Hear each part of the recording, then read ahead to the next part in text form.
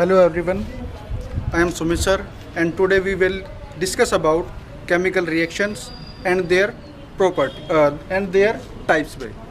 तो सबसे पहले हम डिस्कस करेंगे केमिकल रिएक्शन के बारे में। The process in which substance is form with new properties.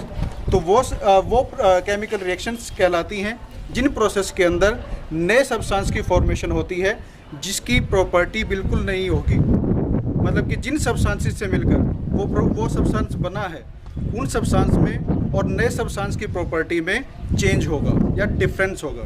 जैसे कि हम एग्जांपल अगर हम लेते हैं, जैसे कि एग्जांपल हमने लिया, जैसे हमने हाइड्रोजन को कंबाइन किया ऑक्सीजन के साथ जिसकी वजह से फॉर्मेशन होती है वाटर की। ठीक है, अगर इसको बैलेंस करेंगे तो हमारा ये इस तरह से बैलेंस हो गया। अगर हम इसके बारे में देखें कि हाइड्रोजन और ऑक्सीजन इनकी प्रॉपर्टी वाटर की प्रॉपर्टी से डिफरेंट होती है। ठीक है, अगर हम बात करते हैं हाइड्रोजन के बारे में, उसको हम एज ए फ्यूल यूज़ कर सकते हैं जिसको जलाया जा सकता है, जबकि जो ऑक्सीजन है वो कंबशन में हेल्प करती है। जबकि आपको पता है वाटर को हम यूज़ कर सकते हैं आग को बुझाने के लिए। ठीक है, तो आप ये कह सकते हो कि वाटर की प्रॉपर्टी, हाइड्रोजन की प्रॉपर्टी, ऑक्सीजन की प्रॉपर्टी बिल्कुल डिफरेंट होगी। तो आप ये शो कर सकते हो इसके अंदर कि हाइड्रोजन और जो ऑक्सीजन है वो वाटर से बिल्कुल अलग होंगे। ठीक है, अब हम और भी एग्जांपल ले सकते हैं इसी के बारे में भाई। जैसे कि कार्बन है, उसने कंबाइन किया ऑक्सीजन के साथ। ठीक है, जिसकी वजह से यहाँ पर प्रोड्यूस होती है CO2 गैस।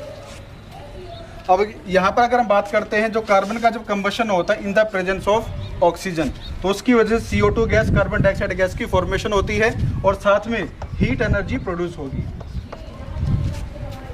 अगर हम इसके बारे में बात करते हैं, कार्बन और ऑक्सीजन जब कंबाइन कर रहे हैं और उसकी वजह से CO2 की फॉर्मेशन होती है, तो यहाँ पर भी हमें सेम वही चीज़ देखने को मिलती है।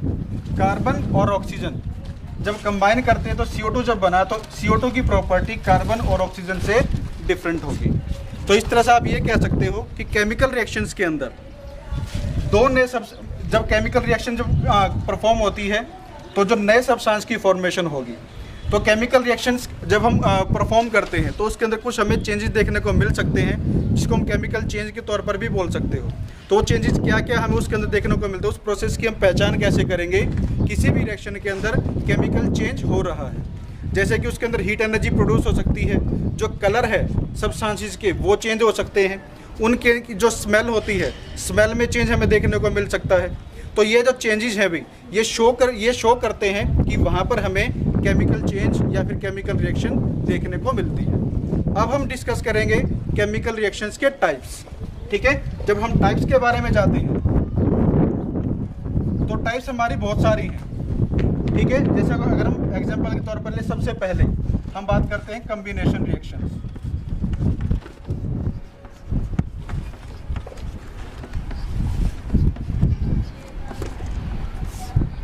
रिएक्शन जो मैंने लिखा शॉर्ट फॉर्म में लिखा है।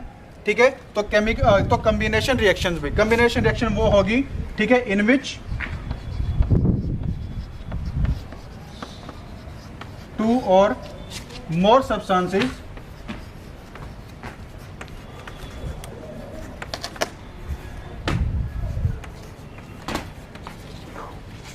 combine to form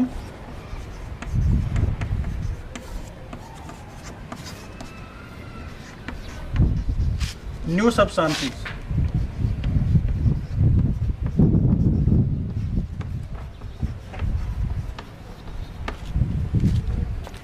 तो वो रिएक्शंस भी जिसके अंदर दो या दो से ज़्यादा जो सब्सटेंसेस हैं वो कंबाइन करके एक नए प्रोडक्ट की फॉर्मेशन करते हैं, तो उस रिएक्शंस को बोला जाता है कॉम्बिनेशन रिएक्शन। जैसे कि हम एग्जांपल लेके चले भी, जैसे हमने ऊपर भी अभी पढ़ा था, कार्बन ने कंबाइन किया किसके साथ, ऑक्सीजन के साथ, और वहाँ पर फॉर्मेशन होती है किसकी, CO2 गैस की। तो ये जो हमारे जो सब्सटेंसेस है जो आपस में केमिकली रिएक्ट कर रहे हैं उनको बोला जाता है रिएक्टेंट। तो हमारे कार्बन और ऑक्सीजन दोनों क्या रहेंगे, रिएक्टेंट, और वो कंबाइन करने के बाद क्या बना रहे हैं, CO2 गैस।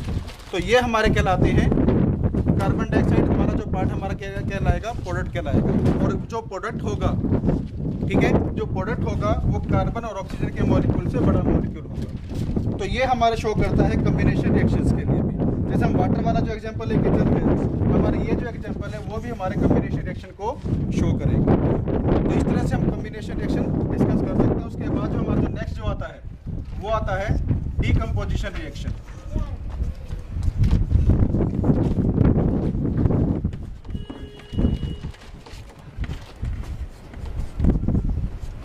डीकम्पोजिशन वो रिएक्शन, ठीक है, the reaction in which a substance break down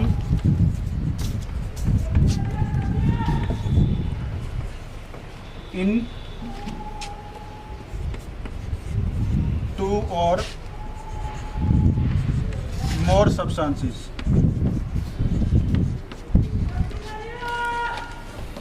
और यू कैन से जो मॉलिक्यूल होगा, एक बिगर मॉलिक्यूल कन्वर्ट हो रहा है दो या दो से ज़्यादा छोटे मॉलिक्यूल्स के अंदर, तो उन मॉलिक्यूल्स को, तो उस टाइप की जो रिएक्शंस है हमारी वो क्या कहलाएंगी? Decomposition reaction कहलाएंगी। ठीक है, जैसे हम एग्जांपल लेके चलें भाई, जैसे कि हमने कैल्शियम कार्बोनेट लिया भाई। कैल्शियम कार्बोनेट को जब हीटअप किया जाता है, हीट करने के बाद वो कन्वर्ट होता है कैल्शियम ऑक्साइड के अंदर और CO2 गैस के अंदर। तो इसके अंदर आप ये देख सकते हैं कि एक जो बड़ा जो मॉलिक्यूल है वो ब्रेकडाउन हो रहा है दो छोटे मॉलिक्यूल्स के अंदर। तो इस तरह की जो रिएक्शंस होंगी वो क्या कहलाएंगी? Decomposition reaction. अब जो डीकम्पोजिशन रिएक्शन है वो भी हमारे 3 टाइप की होती हैं।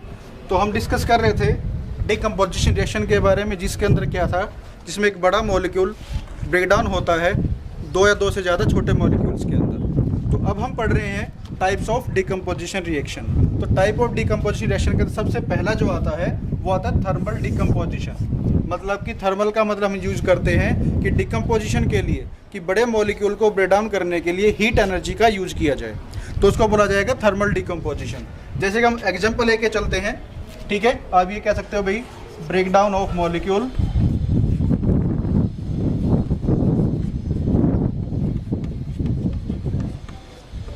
Bye heat. जैसे हम एग्जांपल ले, अभी हमने डिस्कस किया था कैल्शियम कार्बोनेट के बारे में। कैल्शियम कार्बोनेट को अगर हम हीट करते हैं, उसको हीट प्रोवाइड करते हैं, जिसकी वजह से वो कन्वर्ट हो जाता है कैल्शियम ऑक्साइड के अंदर और साथ में CO2 गैस प्रोड्यूस होती है।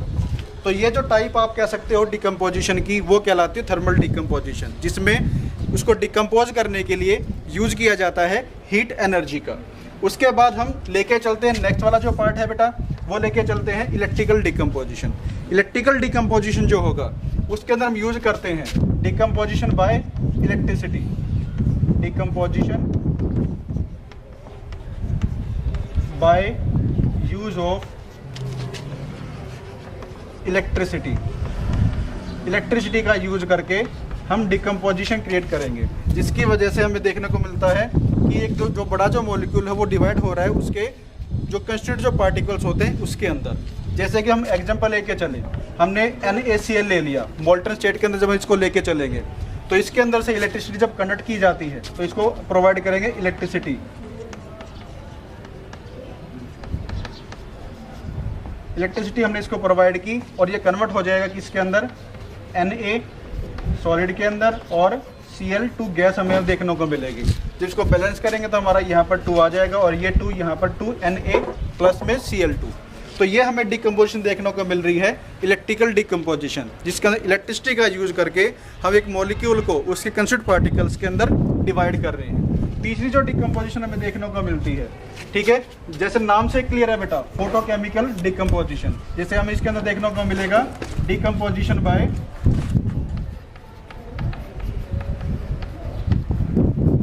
Use of sunlight. सनलाइट का यूज करके एक बड़े मॉलिक्यूल को उसके कंस्टिट्यूट पार्टिकल्स के अंदर कन्वर्ट कर रहे हैं या तोड़ रहे हैं। जैसे कि एग्जांपल हम लेके चलते हैं सिल्वर ब्रोमाइड।